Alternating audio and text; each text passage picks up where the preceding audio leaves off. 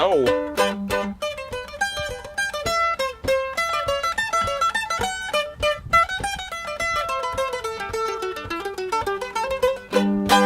This is an Italian mandolin from around 1900.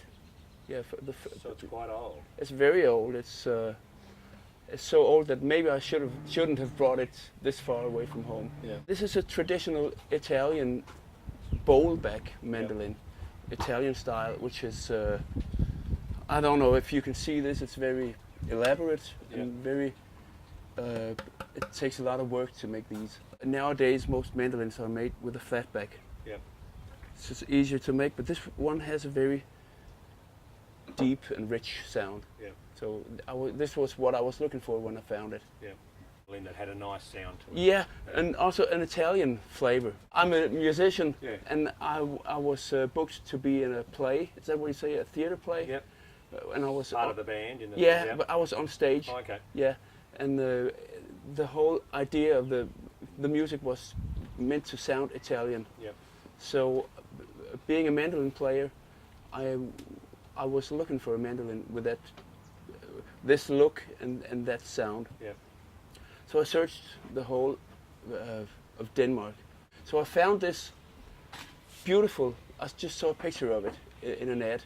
A beautiful old Vinaccia. Vinaccia is the name of the maker of this mandolin. Yeah. And it turned out Vinaccia was the factory or the builder in Italy in mid 1700, who brought the mandolin to be what it is today. Yeah.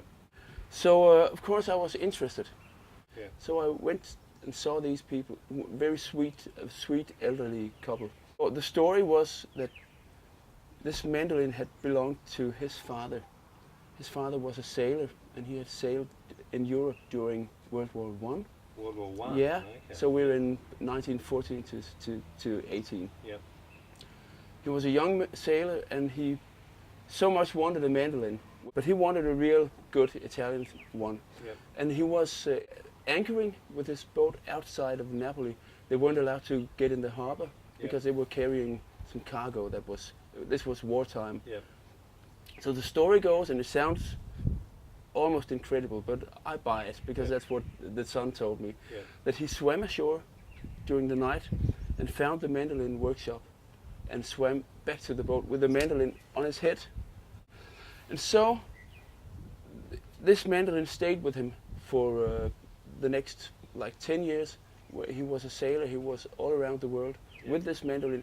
It had even been in a shipwreck where the mast fell over. And hit the mandolin here. You can see it has a crack. There's a break in it. Yeah. Did the mast hit the mandolin? Yeah. That's so the story goes. He rescued the mandolin and had it with him in the lifeboat. Yeah. Where they were for 9 days before they were picked up. And he still had the mandolin with him, and he took it with him back home. This mandolin had been with the father, the sailor, all over the world on every continent except for Australia. That's the only continent it had never been. I loved the story, and they liked me, and I liked them, and I tried the mandolin. So I noticed two things: the sound of it, just like this. It's a very rich, very crisp, deep, lovely sound. The other thing I noticed was I couldn't play it. Okay. It was absolutely unplayable. Yeah. So I told these nice people that I loved the sound of the mandolin, and I loved the story, but I dared not buy it because no one could tell if it would ever get to play actually. And what I was looking for was a playable instrument that reliable. Yeah. They had gotten to like me, so they said, why don't you take this mandolin with you and have an instrument builder take a look at it. So I returned to my home with this mandolin in a very battered case. Yeah. And I had a builder look at it and say, can this ever get to play? Oh, easily, he said. And I thought it over, spoke to my wife, Yeah. and then Some things are the same in Australia as in Denmark. You always have to ask your wife. Yeah, yeah. I think some things are universal. Yeah. So your wife said, "Yep, that sounds fantastic." She liked the story too, So, and yeah. Called the couple again, and I told them how much it would cost to get it fixed. So I said I didn't want to pay what they originally wanted, Yeah. but I would pay them a little less. A little less, yeah. But to gengæld, To make up for that. to make up for that, Yep. I would promise to give this instrument new life in Danish studios Yeah. and on stages. And last, I promised to take it to Australia, Which you have. which I have now. And of course, these sweet people love the idea of what they call this granddad's mandolin. Yeah. So the thought of granddaddy's mandolin going to Australia. The only place that it hadn't been. Yeah, previously. yeah.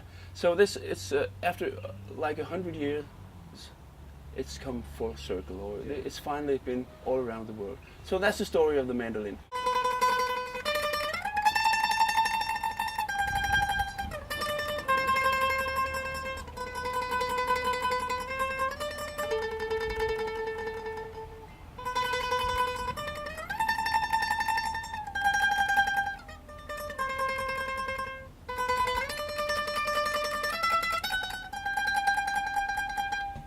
Yeah.